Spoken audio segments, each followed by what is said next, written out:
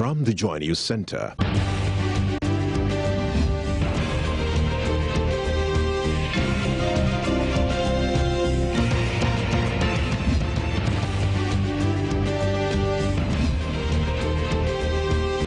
This is News at 8.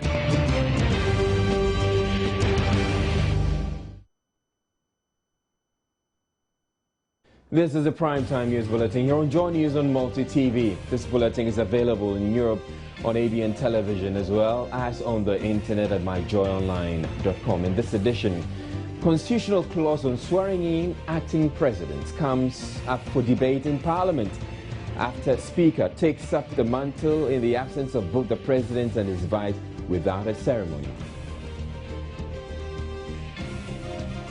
Parliament comes in for heavy criticism for failing to support Buy Made in Ghana goods campaign after Chinese furniture was used in multi-million-dollar refurbishment of its chamber.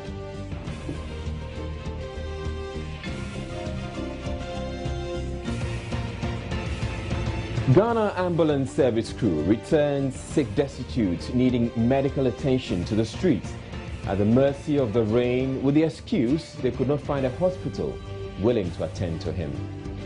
ECOWAS leaders meeting in Accra to consider review of the sub-region's handling of the Ebola outbreak, including restrictions on mass travel. A new patriotic party pledges to increase women participation in governance to 30% if elected.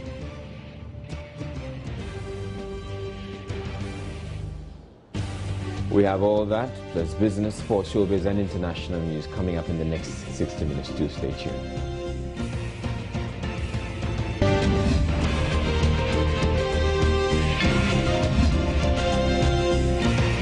News at 8 with Israel Lai.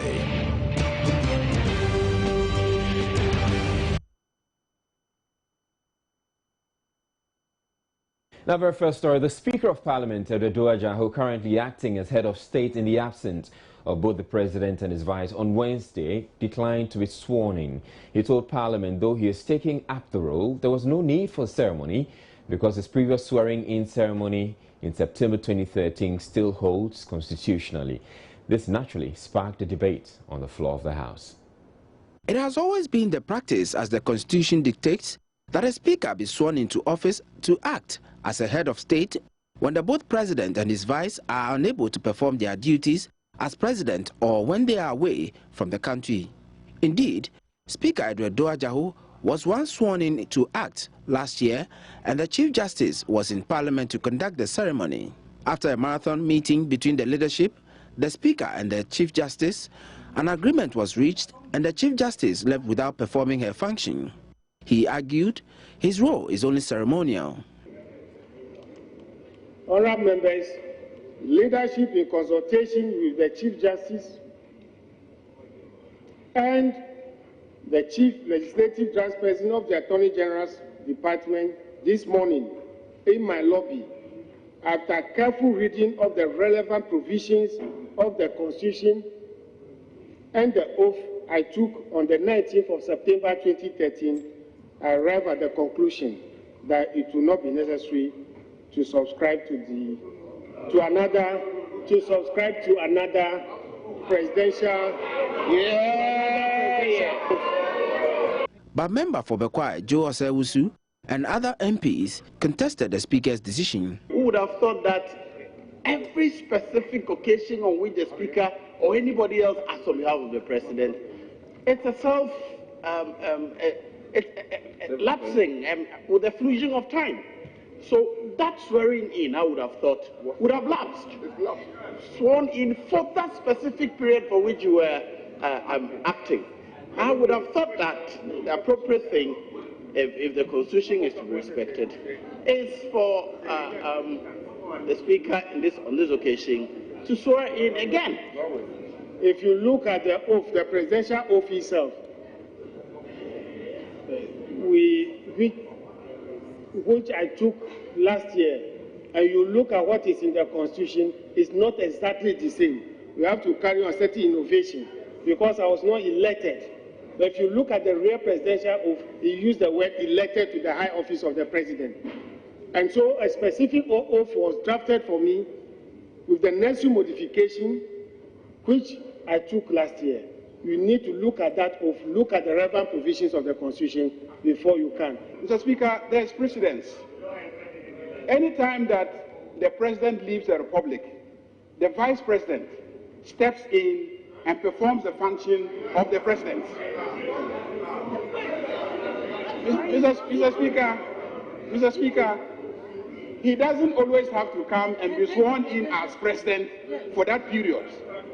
And so your conclusion on the matter, I think, is supported by this practice and tradition.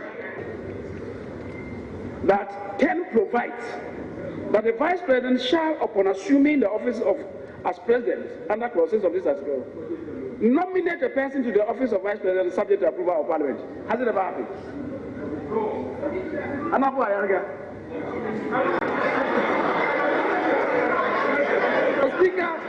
The speaker deliberately opted not to go there.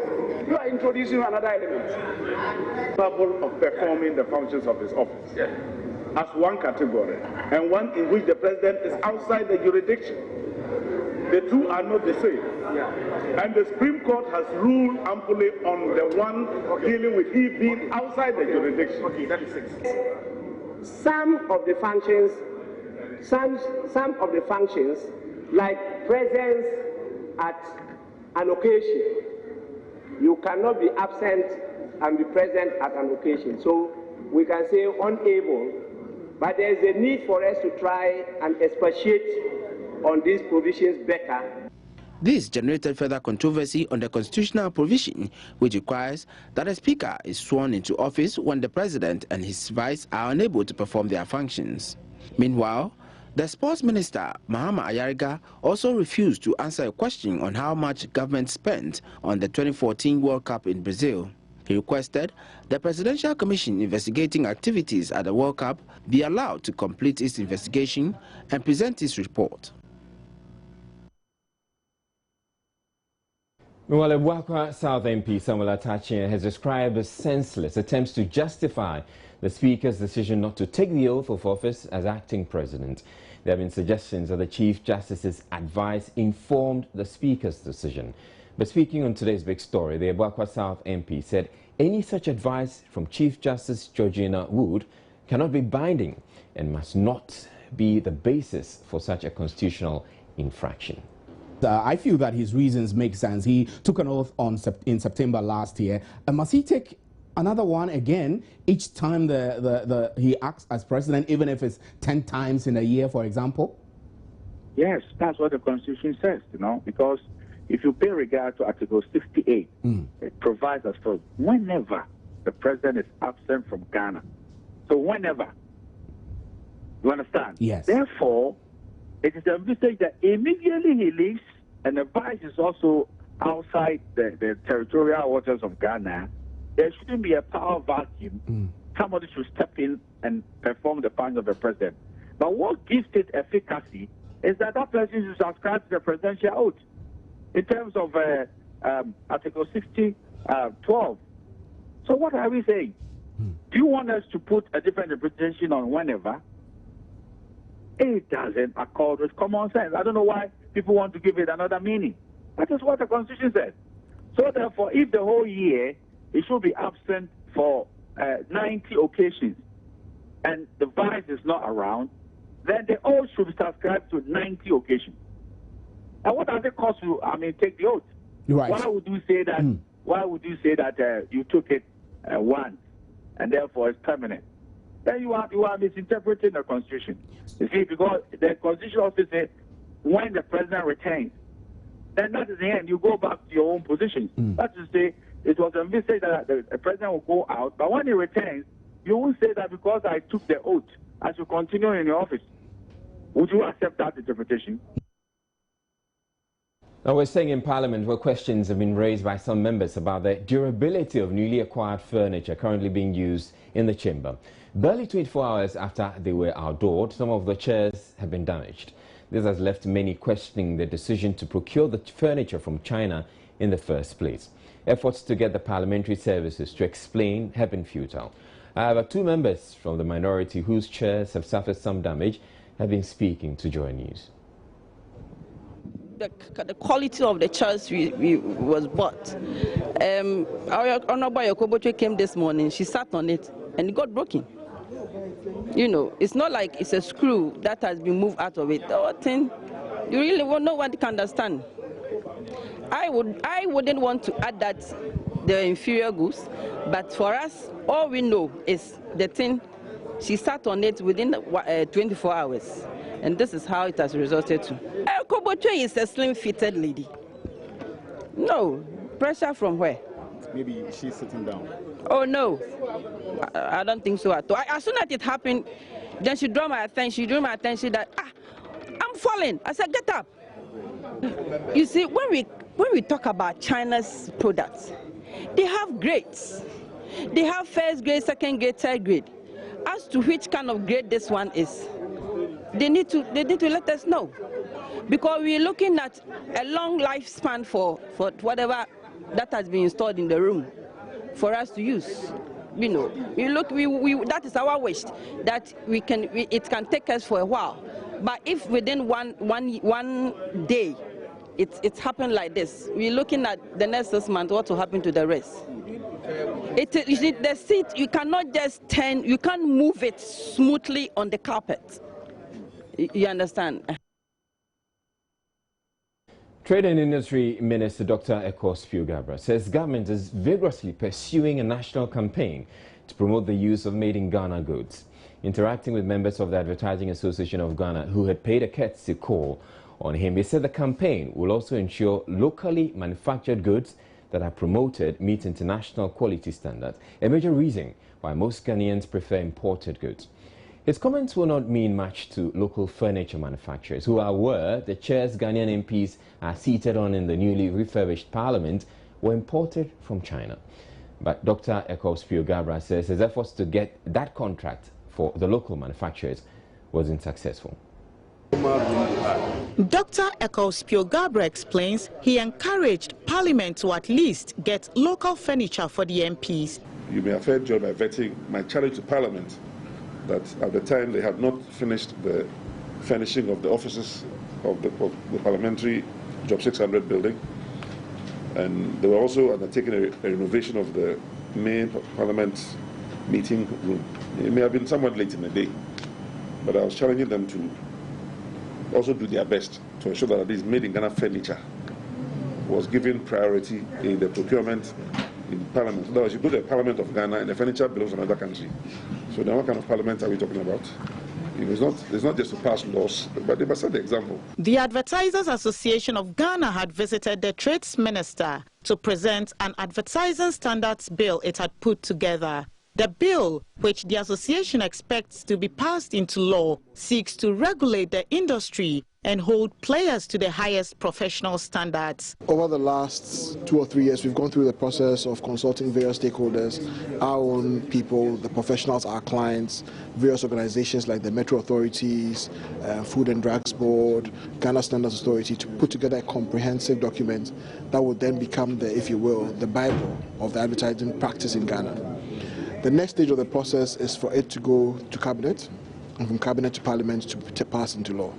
And having worked with his immediate predecessors, it was important to bring it to his attention, get the buy-in of the ministry, and have them lead the process. According to the minister, while the Standards Authority's use of the newly introduced Ghana Conformity Assessment Program to stop entry of inferior goods is the way to go, exposing existing inferior goods to consumers through advertisement could also prove helpful. There are multiple ways of stopping the inferior goods, including shining a light on the inferior goods. Because if you shine a light on the inferior goods, when the consumer becomes aware, the retailer becomes aware, the distributor becomes aware. So even if the importer still wants to import, but distributors are afraid to distribute it because they won't get a good market, the whole market will disappear in a short while. If you expose the inferior product by advertising the fact that the foreign products do not meet the foreign standards. He challenged other professions like the real estate industry to come out with regulations to sanitize their respective industries. Ghana has all but failed to meet the Millennium Development Goal on sanitation with just about 2 months to the deadline. The country under the MDGs should achieve a 24% access to improved sanitation by the year 2015. It presently stands at 13%. Though the Minister for Local Government and Rural Development concedes the MDG is unattainable, he believes Ghanaians would have to take sanitation seriously as it is in their own interest. Ghana's water, sanitation and hygiene sector is believed to have seen some improvement since the inception of the Mole Conference series in 1989. The series has been serving as a clearinghouse for information and intelligence generation and exchange of ideas on programming, policy formulation and implementation processes on water, sanitation and hygiene practices at local and national levels. Even more remarkable is the fact that the Mole Conference series helped to galvanize thoughts of civil society, and by the age of 14, an umbrella civil society organization was conceived, born and called CONIWAS. Today, I can report that CONIWAS is the most formidable CSO, that's a civil society organization, in the water sector in Ghana, and is consulted by government and its sector agencies before any major policy decisions or reform is carried out. Former Director for Water at the Ministry of Water Resources, Works and Housing entreated CONIWAS to continue to provide a platform for periodic and critical examination of sanitation progress at the annual conference. As a lower middle income country aspiring to become a middle income country, there are some base targets for water and sanitation services delivery and access that characterizes lower middle income countries. Unfortunately, Ghana is not near those targets.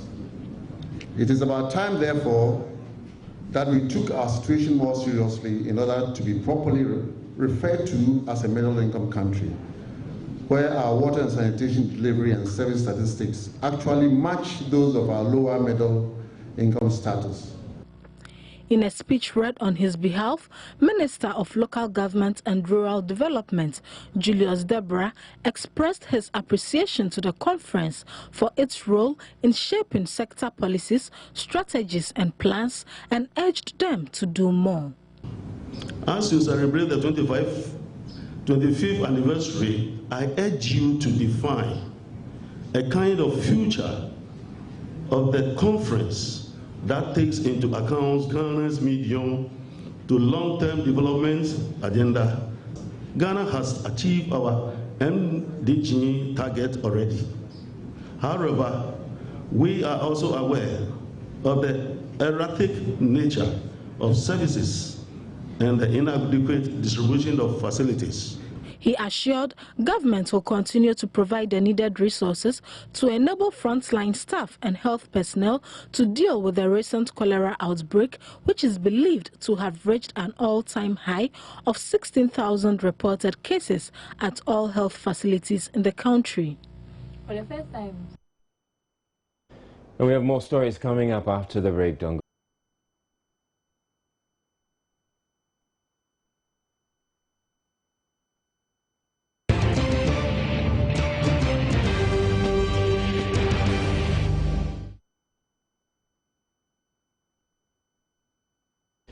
In response to growing calls for more women to be involved in governance and in the crafting of the country's laws, the New Patriotic Party is promising a record 30% female representation in government should the party come to power in 2016.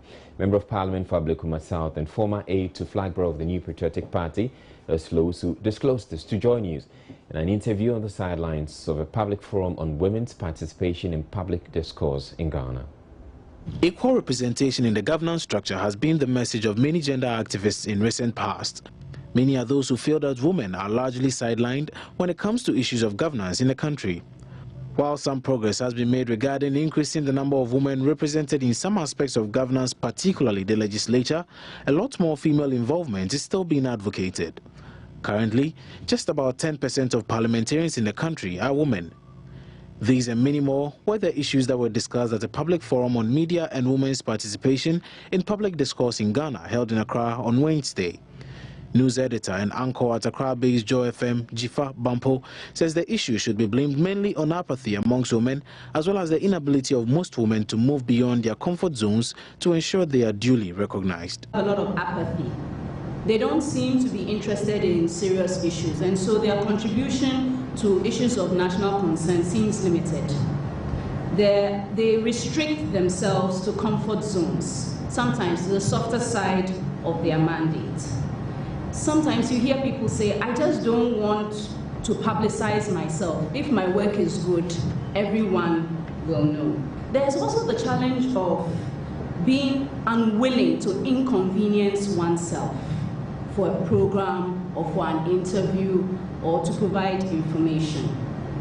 And then there's the lack of knowledge about the effective means of communication, knowing how the media works and using it for maximum effect. Member of Parliament for Ablekuma South, Esla Owusu, in an interview with Joy News, said there is the need for specific interventions by political parties, such as that made by the New Patriotic Party and other stakeholders in governance, to ensure a lot more participation by women in the running of the country's affairs.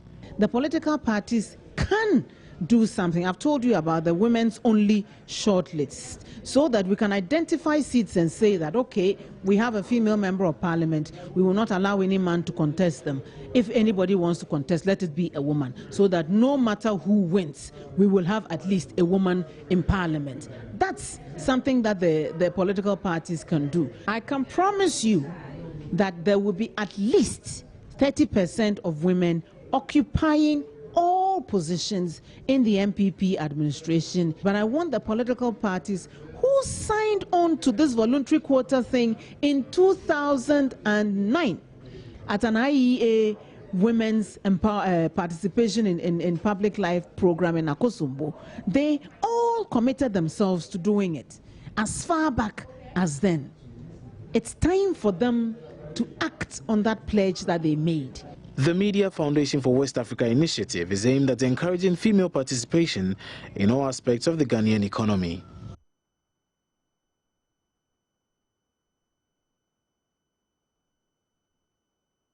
The ECOWAS Coordinating Ministerial Group for the implementation of the Regional Operational Plan on the fight against the Ebola virus disease has called for urgent review of the regional response and interventions against Ebola in West Africa. Among the issues to be considered for review is a restriction of mass travels and funding.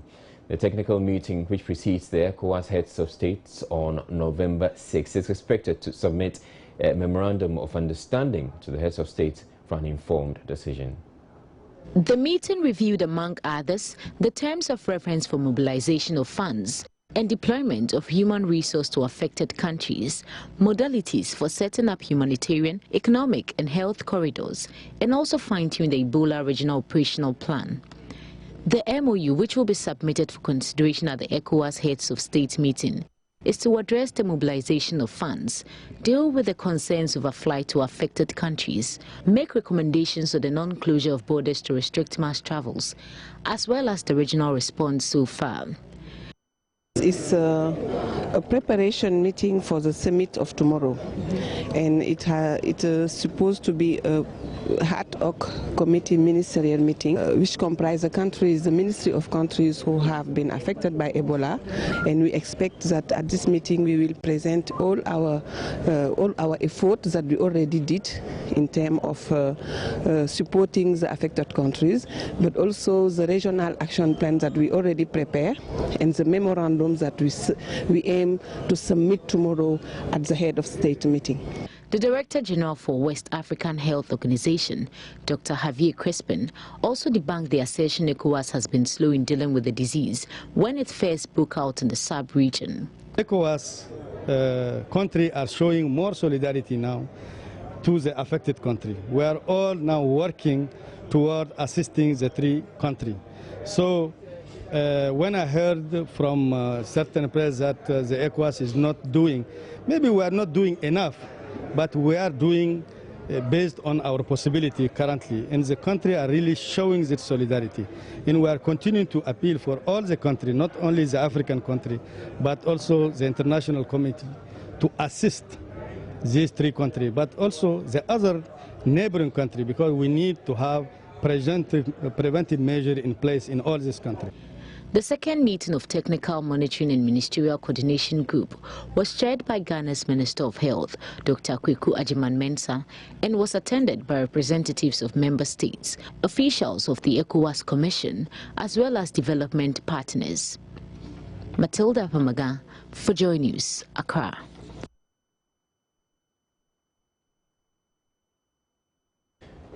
The Projects Committee on the Restructuring and Expansion of the Ridge Government Hospital in Accra has appealed to Parliament to help facilitate the granting of tax waivers on imported materials to be used in the construction.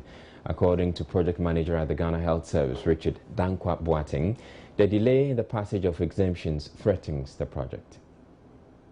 The project, according to the committee, is to enjoy tax exemption on materials that will be imported.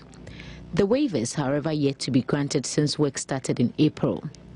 Per the contract that we signed, per the commercial contract that we signed with Bouygues Bâtiment International, with the Ghana government, it is supposed to be a tax-free project. So we are supposed to give the contractor tax exemption for any importations that he will do in respect of the projects. And that should have been a precondition to the effectiveness of the contract, because we've been trying to work around the clock to make sure whatever comes, we go to finance early for them to give us temporary permits to clear the goods. But it will definitely have impact on the project if we don't get it early, because there could be a time that for some reason the temporary permit could delay. In that case, the contractor may have to pay demurrage on equipment that will stay there, and that could have repercussions on the project. He made this known to the Parliamentary Select Committee on Health during an official visit to the project site on Wednesday. The committee chairman, who was satisfied with the work done so far, assured the committee would take the necessary measures to ensure the passage of the exemptions. The delay arising out of getting the exemptions to clear the materials, which are mainly coming from the U.S. And so it is we advise them, if they can let the Minister for Health and also the Minister for Finance to speed up these processes so that Parliament can get the exemption recommendations to give them the exemption. There was an issue of the costs, but having seen the work they are doing here, I mean, initially, particularly that you have to build while the hospital is still operating. Secondly, the kind of foundation that has been laid, the equipment that you can see, it is very clear that some of the claims they made in the construction can be justified. The reconstruction of Ridge Hospital is in line with government quest to provide every region in Ghana with a secondary level referral regional hospital, thus the allocation of a $250 million loan. The first phase of the project, which includes hostel, teaching hospital among other facilities, is expected to take 36 months. Matilda Pamaga, for Joy News, Accra.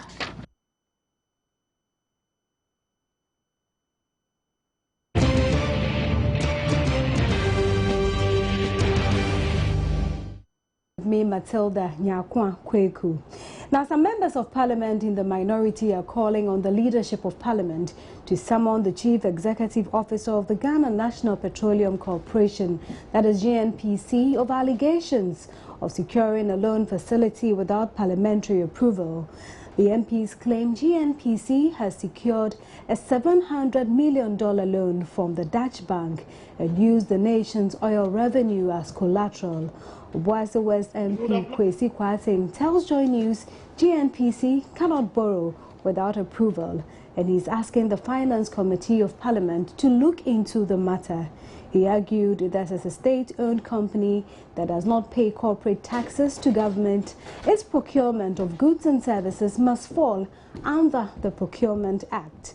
Member of the committee, Finance, Dr. Mark Asibe Yeboah, is also questioning GNPC's real motive behind the acquisition of the loan. According to him, government is using the GNPC to raise funds for developmental projects.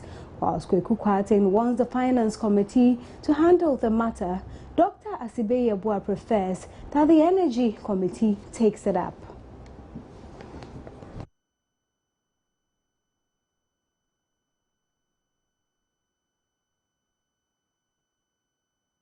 Now, most public sector workers in the Wa municipality of the Upper West region have resumed work following the suspension of their strike over management of their Tier 2 pension contributions. It was business as usual as most public offices in Wa, though the same could not be said of public schools, which interestingly had teachers but no pupils. This is a report by Rafiq Salam from Wa. At the Wa Municipal Assembly and the Upper West Regional Coordinating Council, it was business as usual, as there was smart turnout from workers who would not allow the early morning rain to stand in their way. The schools in the municipality were, however, virtually ghost towns, with the classrooms under lock and key. In some cases, only a handful of teachers could be sighted idling under trees in anticipation of their pupils. One of such schools is the Wa Model Primary School. Almost all the teachers were present, but only 23 pupils turned up. Barima Osei Asare is the head boy. Not all of them knows about the resuming of the teachers from strike. So now we are here, we are not many, and the teachers cannot teach us like that, so we are just hanging around playing and discussing things. The situation at the Falahia cluster of schools was no different, as the teachers were in whilst waiting for the arrival of the pupils. Headmaster of Falahia C, Harun Yusuf Kadir, blamed the absence of the pupils on the fact that the announcement for them to return to work came in late, leaving them very little time to inform the students. I presume that because of that particular strike that we went for 2 weeks that have given them, the children still felt that, so reluctant that school hasn't resumed. But for teachers, we have resumed school fully and are waiting for students to come. If they come at any point in time, I think we are ready to deliver our services to the students. The teachers were hopeful news about the suspension of the strike will reach all the students by Thursday. A report by Rafiq Salam from Wa.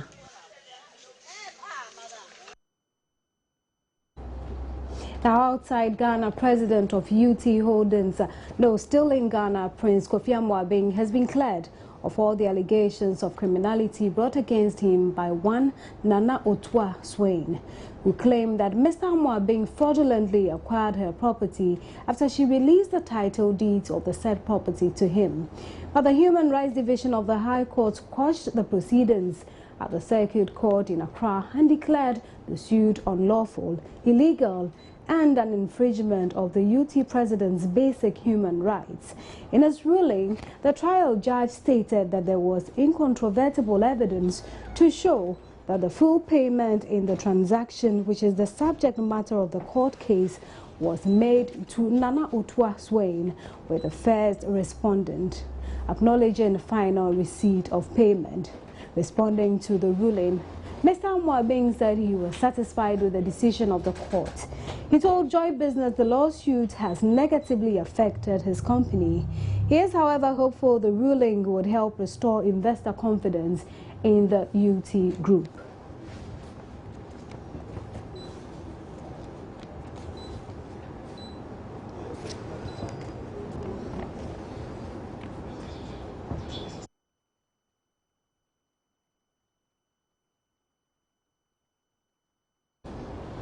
So now we move away from Ghana to look at some international business, where Japan's biggest car manufacturer, Toyota, has raised its full-year profit forecast by 12.4%, citing a weaker yen and cost-cutting efforts. It has also raised its sales forecast for its key market of North America, where it has been enjoying a strong performance. The firm said the net profit may reach as much as $17.5 billion the year to March 2015. The car maker's earlier forecast was for a net profit of 1.78 yen. Toyota's executive vice president Nobuyuri Kodera said the firm had also raised its forecast for operating profit and revenue for the period. Toyota also reported results for the 6 months to September, with net profit up 12.6% to 1.12 yen. The car maker said its vehicle sales for the period had fallen in Asia, including Japan, but had increased in North America and Europe.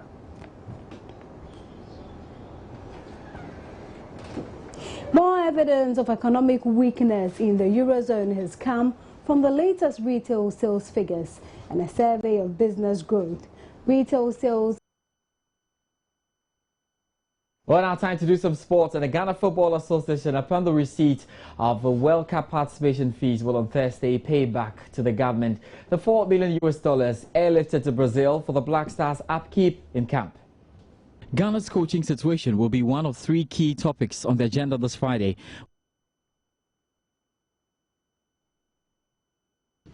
Information reaching Joy Sports has revealed the Ghana Football Association will on Thursday refund the money government of Ghana spent during their stay in Brazil. The government of Ghana had to airlift $4 million cash on Tuesday, June 24, to settle the appearance fees of irate Black Stars players who boycotted 2 training sessions prior to their final game against Portugal. President of Ghana, His Excellency John Dramani Mahama, had to intervene to calm nerves over the appearance fees for the World Cup, which delayed before the start of the competition. The FA action of returning the money to government comes after receiving the $8 million for participating in Brazil 2014 World Cup from the world governing body FIFA. Our close source from both camps has indicated that the Executive Committee of the Ghana Football Association will meet the Ministry of Youth and Sports on Thursday, November 6th, to deliberate on disbursement of the prize money. It's also set to meet on Friday to take key decisions on what to do with the $4 million that will be left for them.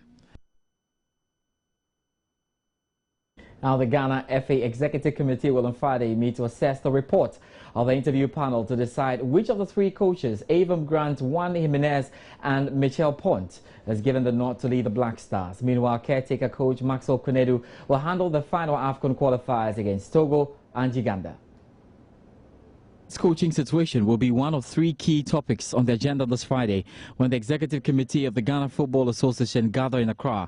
That's when the 3-member body would meet to review the reports of the interview panel that grilled prospective coaches Juan Jimenez, Avon Grant and Michel Pont before making a decision on who is best fit for the job. They also discuss how best to utilize the body's share of the revenue from the 2014 FIFA World Cup and work out a solution to the legal impasse that has stalled the start of the Ghana Premier League, to the increasing frustration of clubs. While all 3 issues are deemed central to the progress of Ghana football, it is a matter of who will become Ghana coach that is likely to generate the most intensive debate, given just how important the Black Stars have become in recent years. And that decision, Joy Sports understands, will be a straight choice between Spaniard Juan Jimenez and Israeli Avon Grant. Grant's record and reputation, which includes stints with the Israeli national team, taking Chelsea to the Champions League finals and league triumph with Partizan Belgrade, far outstrips that of the former Rayo Vallecano coach, but the Spaniard seems to have won over some members of the interview panel with his deep knowledge of the Black Stars and football and his passion for the game. Insiders say the biggest drawback against Grant could be his perceived laid-back attitude, which has triggered a fear that despite his big reputation, he would struggle to deal with the assortment of egos and personalities, which has so often wrecked the Black Stars in other campaigns. But there are potential problems with a Jimenez appointment too. While Grant is happy to work within the current backroom structure and simply be the boss, Jimenez is proposing to arrive with a backroom staff of at least 3. They would include physical trainer, video analyst and assistant. The Spaniard will have to pay for those coaches himself, but the cost of the accommodation allowances could be a financial component that the Ghana Football Association must take care of. The biggest minus against the Spaniard, though, could be his inability to communicate clearly in English. His command of the language is reportedly similar to Milivan Rajvac when he first arrived in Ghana. The Ghana Football Association is keen to tie down the appointment as soon as it can and give the new man at least the opportunity to observe the Nations Cup qualifiers against Togo and Uganda from close range before taking charge fully afterwards. And while it's far from certain who that man might be, it's almost definite that man will be Israeli or Spanish. Right, so now time to get into the UEFA Champions League. 8 games currently underway. First half's down with the second half. Crucially, Chelsea haven't scored a goal, and that's surprising because they play against Maribor, and as well, Manchester City are in loads of troubles now. Let's first of all get into Group E then. Bayern Munich lead Roma by 1-0. It's actually a game in which Manchester City have their eyes on because they want this win so they can get an opportunity of qualifying. But what are they doing themselves? The only goal has been scored by Frank Ribery. Let's have a look at what Manchester City are doing themselves at the Etihad. They are losing by 2 goals 2-1. This is certainly not what they're expecting against the Cards. Seydou Dumba's got a brace out there for them. And of course, Yaya Toure got that goal for them. It was a perfect free kick, but certainly not good enough for them. Man City likely to get out of the group stages. Now we're getting to Group F, and here it is Barcelona leading Ajax by 1-0. The little man got the goal there, and Lionel Messi, he's closing that gap, the record of Raul. It's up to 2 now. Just remember that Ronaldo is also closing that gap. Both of them have 2 more goals to clear that. Paris Saint-Germain are leading Paul Nicosia by 1-0, and very well instead. Edison Cavani gets the goal in there for them. Now we get into Group G. And a lot of confusion here. Chelsea have not been able to break down Maribor side. They beat 6-0 in the first leg. Crucial questions for them. We'll see how they go then. In the other group and the other game, Sporting Lisbon are drawing 1-1 with Schalke 04. We can finish with the very final group as well. Athletic Bilbao are drawing goalless with FC Porto. And of course, Shakhtar Donetsk are leading Bate Borisov by 1-0. That'll be all for sports tonight. And of course, that's exactly what's happening in UEFA Champions League. Israel will join us with some more. You have a good night.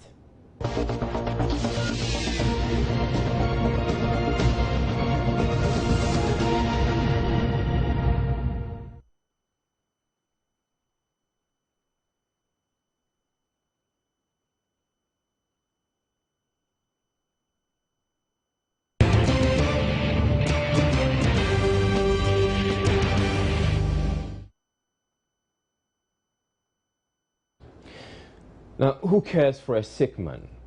Homeless man left in the sun and rain? In this story, which filled me with rage when my attention was drawn to it, we bring you a chilling account of how officers of the National Ambulance Service picked up a patient to the hospital, only to abandon him on the sidewalk where they first found him, because the hospital the crew sent him rejected him. Jojo Kobna and Rebecca Dako filed the story. Unconscious, left in the sun. That is how we found this man, who we later got to know as Jacob Basil Asare. The sun goes down and gives way to the rain. Basil is left in the rain, only that bystanders had covered him, at least to give him some shelter. We were curious, so we inquired why the man was left in the rain, stripped of all his humanity and dignity. What we found was shocking. The man was actually picked up by the ambulance service after calls from residents, then later dumped at the same place earlier in the day. National Police ambulance everybody na you know we didn't call police hospital.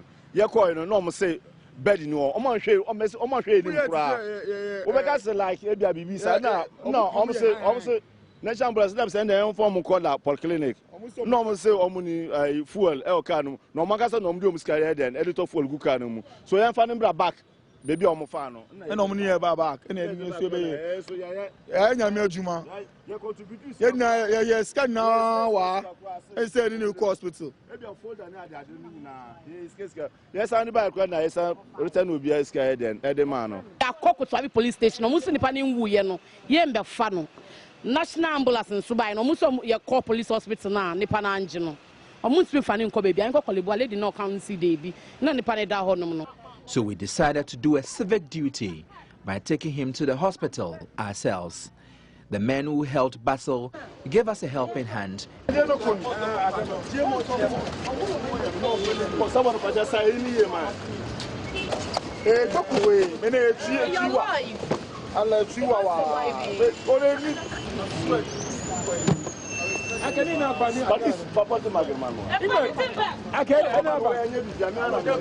And paved way for vehicles with their motorbikes as we battle the heavy traffic. If I do the stand-up right now, everybody will remember me for the story. No one will know you. That's why I don't want to do it. The National Ambulance Service had failed Basil, so we had to make do with our pickup truck. We sent him to the Rage Hospital, where Basil was attended to.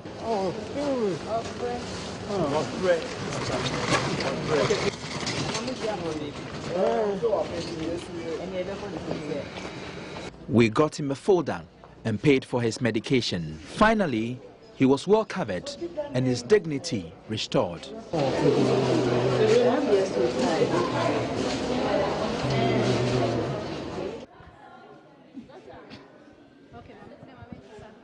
Basil is receiving all the help that he can get.